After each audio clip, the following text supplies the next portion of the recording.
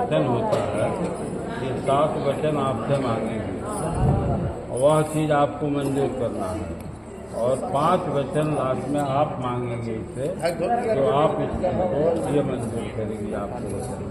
तो थोड़ा सा ध्यान से आप सुनिएगा कि क्या ये चीज़ कहा जा रहा है, उस पर ध्यान, आजीवन ध्यान देना है, आज ही नहीं, आजीवन ध्यान देना है।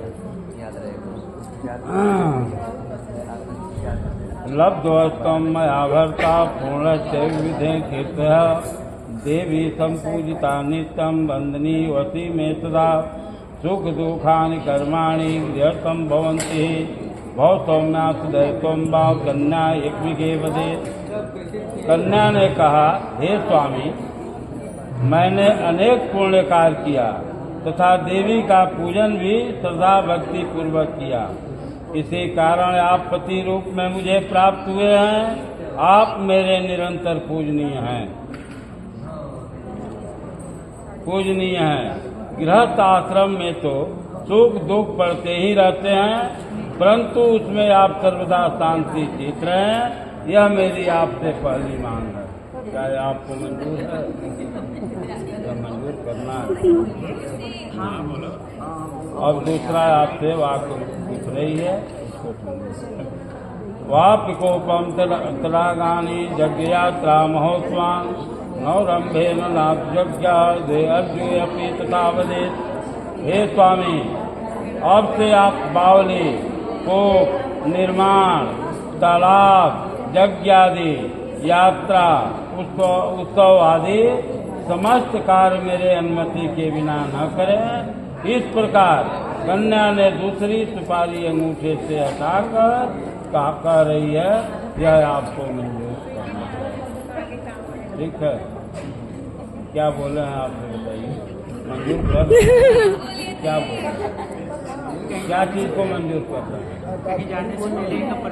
परमिशन अभी तक बाबू आप फ्री थे, जो खर्चा करना था आप खर्चा कर लेते थे, जहाँ जाना होता था बिना पूछे आप चले जाते थे, बहुत महंगा प्रॉमिस है, के साथ जाना होता था घुमाते थे, लेकिन अब वह चीज नहीं रह गई। यह कारण क्या है कि आज आपको बंधन में बांधा जा रहा है, जहाँ अग्नि है, ब्राह्मण देवता है, ध्रुव तारा है, पंचजन है, इन सभी के सामने यह जो है आपको बंधन में बांधा गया, जो बंधन से आप इस बंधन में आप आ गए। यहाँ से इसको गृहस्थ आश्रम कहते हैं। गृहस्थ आश्रम सबसे बड़ा आश्रम है। फ्री आश्रम तो सब लोग होंगे, गृहस्थ आश्रम चलाना आसान है। इसलिए ये दूसरा वाक्य जो पूछी है उसका समझिएगा कि आपको मंजूर करना है। तीसरा, वर्तोदापनादनानी स्त्रियां भवा संभवात किस भंग को न देखे कार्य श्रेणीरया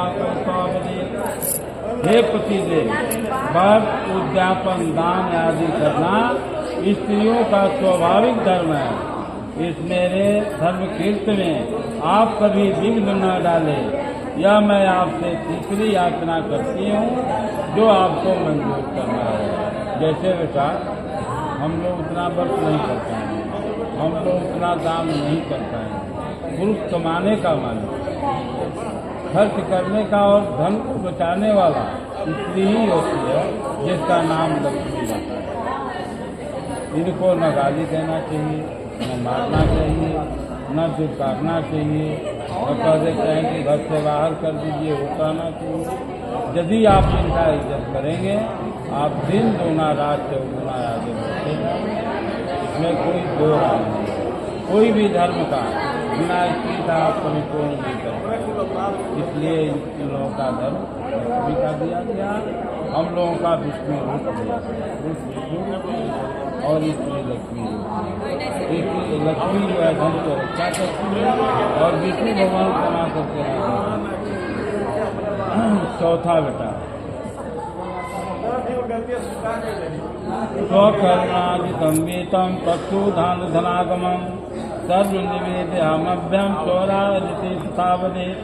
हे स्वामी, आज से अपने पुरुषार्थ द्वारा जो भी धन कमा कर लाए तथा गाय बैल आदि पशु अथवा अन्न एवं द्रव्य सभी मुझे समर्पित करें।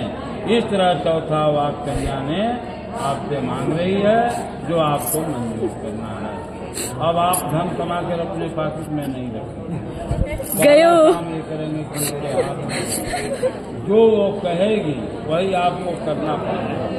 जैसे वो चले कहेगी वैसे आपको चलना पड़ेगा। यह नहीं कहना पड़ेगा जहाँ गलत होगा वहाँ आप भी उसको रोकें, और गलत नहीं है तो उस चीज़ को आपको मंजूर करना। यही दोनों आदमी का सामंजस्य करके चलना पड़ता है। पांचवा, गिजास्वादी प्रसुनाम च हयोपादेय कारणम अनवेक्षान कर्तव्यम पंचपार्वती संबदित। हे प्रभु, आज से आप हाथी घोड़े और पशुओं की खरीद तथा बिक्री मुझसे पूछे बिना न करें। इस प्रकार कन्या अपना अभिप्राय पांचवें वाक द्वारा प्रकट करती है जो आपको जो है मंजूर करना है। कोई भी कार्य करने के पहले एक बात आप लोग दोनों आदमी आपस में राय कर लेंगे कि हम ये कार्य करने चल रहे हैं। बाबू बताओ ये काम करना हमारे लिए उचित है या अनुचित है। यदि दोनों के सामंजस्य बन करके वो कार्य होगा, वो कार्य सदा संभव है और उसका जो है भाग्योदय सदा के लिए बना है, इसमें कोई नहीं। ये पांचवा वचन आपका पूरा हुआ। छठवा पद भूषणानी विचेत्राणी धातु तब ध्यान प्रतिक्रियाएं आता हूँ जीताओं की संपत्ति। हे पतिदेव, विवाह उत्सव सायंकालीन धर्म एवं सिनेमा आदि में जाने के लिए हीरा मोती तथा सोने चांदी का आभूषण गहना साड़ी आदि जो मुझे पहनाए या देवे उसे पुनः आप लेने की कृपा न करे, यह मेरी आपसे छठी मांग है। जैसे आपने उतना साड़ी चढ़ाया, गहना चढ़ाया, पैसा दिए, हम लोगों के समय में बेटा यह चीज़ बताना उचित भी होता है। गरीबी थी जिसमें हम लोगों का माँ बाप पिता बाबा दादा दूसरे से तीसरे से मांग कर गहना जेवर लाते थे। हमारे बड़े भाई का कपड़ा वो पहना करके शादी में जाते थे। वह चीज़ करके जब आता था तो सब फिर वापस कर दिया जाता था। लेकिन ये शास्त्र और ग्रंथ नहीं कहा कि उसको वापस कर दिया जाए। अब ऐसा नहीं हो रहा है। अब तो बहुत सारी चीज़ें बदल गई, लेकिन ऐसा कर दिया गया है और सब लगभग हम लोग पुराने लोग का वैसा हुआ। तो जो दिए हैं वह चीज़ यह अधिकार न आपका है, न आपका पिता का है, न आपके माता का है। जो चढ़ाए हैं इसके नाम से संकल्प करके वो दे दिया। वह चीज़ एक भी सामान इसके बिना पूछे बिना दिए वह चीज़ खर्च नहीं किया जाता है। वह सब कुछ इसी के हाथ होगा और यही करेगी। जो चाहेगी वही उसी को खर्च कर सकती है। उसको अब किसी को वापस या जबरदस्ती किसी को देना नहीं जब तक इसकी आज्ञा है। यह छठवा वाक्य है आपका। अब लास्ट मांगने जा रही है, जिस पर आप परिपूर्ण ध्यान दीजिएगा। गीत बदात मांगल्यम बदना चो गृह सदा अनहोतागम हितामी सदा में प्रतिपालते। हे प्राणनाथ, अपने भाई बंधु के घर और मैके में जब भी मांगलिक कार्य होगा और गाना बजाना होगा, उस समय मैं बिना बुलाए ही चली जाऊंगी। तब आप मुझे अपमानित नहीं करेंगे, अर्थात जाने में रोक नहीं लगाएंगे। यह मेरा आपसे सातवां वाक्य है। ये परिपूर्ण सात वचन आपसे ले चुकी, वह चीज को बेटा तुम मंजूर कर लिए। अब 5 वाक्य अब आप इस लड़की से मांगने चल रहे हैं। इसको यह भी ध्यान देगी, उस चीज को ये भी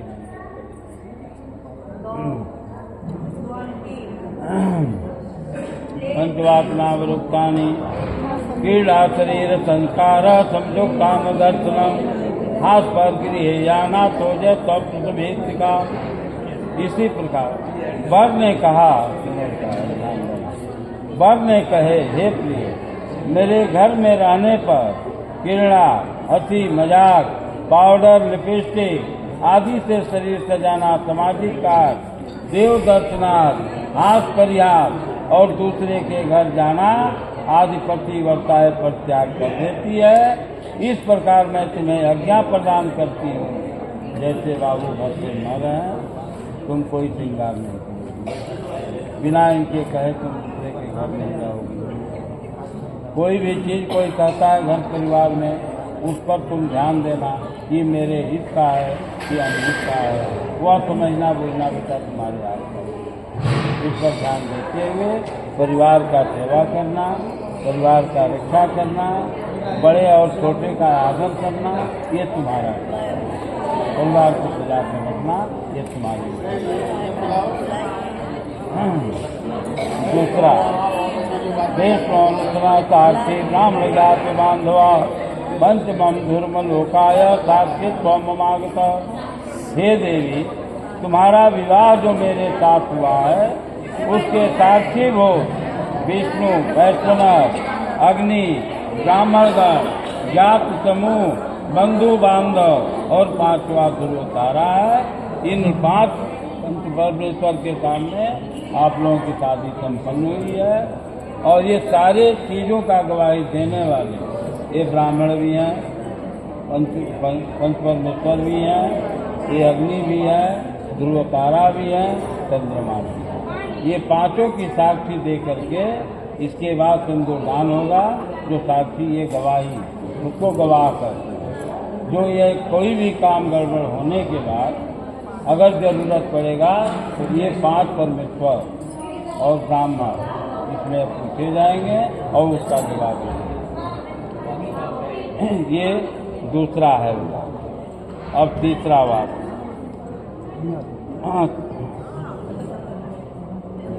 बिना पत्नी कथम धर्मम आत्मन परिवर्तते तस्मात्म मम विश्वास भवपाम आंगनी गम्यगामिनी।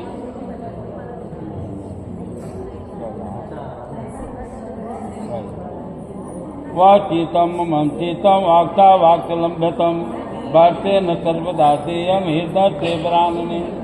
हे ब्राह्मणे, तुम इस समय से अपना चित्त मेरे चित्त के अनुकूल रखना और हमारी उचित आज्ञा का उल्लंघन भी नहीं करना, तथा मैं जो कुछ भी तुमसे कहूँ उसे अपने मन में ही रखना। इस प्रकार मेरे प्रतिज्ञा सर्वदा पालन करो। ये तुम्हारा तीसरा वाक्य है। और बाबू तुमसे मांग रहे हैं जिसको तुम्हें मंजूर है। अब चौथा पे आओ। मम कोतान कर्तव्या बंधुना भक्तिरागताम मम आज्ञा परिपालका पाति प्रतब्रायणे। हे पतिवर्ते, तुम्हारा परम कर्तव्य है कि जिस प्रकार मुझे संतोष हो उसी प्रकार कार्य करना और भाई बंधुओं के विषय में आदर पूर्वक भक्ति भाव रखना तथा मेरे आदेश का पूर्ण रूप से पालन करना। ये कहने का मतलब ये है बेटा कि अगर उनको चावल दाल सब्जी खाने की इच्छा है तो तुम ऐसा ना कर देना कि नहीं आज रोटी और सब्जी बना दो। वह उसमें संतुष्ट नहीं है तो वह कार्य को तुम्हें करना है। अगर उनको जाना है कहीं कि हम इस जगह जा रहे हैं और वहाँ उचित है जाना, उस चीज़ पर तुम उनको रोक लगाओगी, वह कार्य बिगड़ सकता है। इस पर ध्यान तुम्हारा काम देना है। ये शास्त्र और विवाह पद्धति यही कह रहा है कि उचित और अनुचित दोनों आदमी को आपस में सामंजस्य करके उस कार्य को करना है जिसमें दोनों की भलाई है। 5वां, सारे तुम्हारे 7 वचनों का जवाब एक 5वां जो देने जा रहा है। ये सारे 7 वचन का जो है कार्य है, इस पर ध्यान देना। इस 5वां बात विचार करना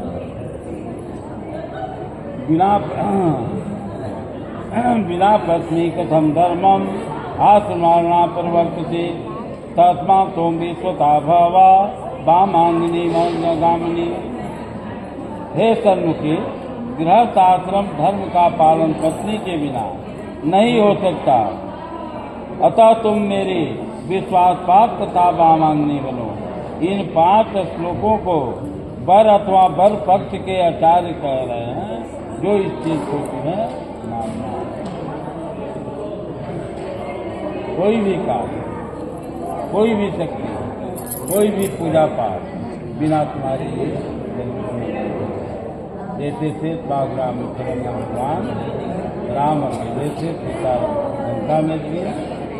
वहाँ ये कहा गया, उनको हुआ कि भाई अब तुम मुझे अकेले पूजा करना, तो वहाँ कहा गया ब्रह्मा जी रावण नीति वाली सीता को भले हर करके देगा, लेकिन जब उनसे कहा जाएगा तो सीता को लेकर आएंगे और आप जो है वचन वाले हैं, वचन का पालन करने वाले हैं, वो पूजा कराएंगे, आपके साथ बैठेंगे, फिर रावण लेकर के। तो रावण लेकर आए, पूजन भी वही कराए, क्योंकि देवता लोगों का काम भी वही पूजन कराए और उसके बाद विजयी भाव का आशीर्वाद भी दिए और फिर सीता को लेकर के आए।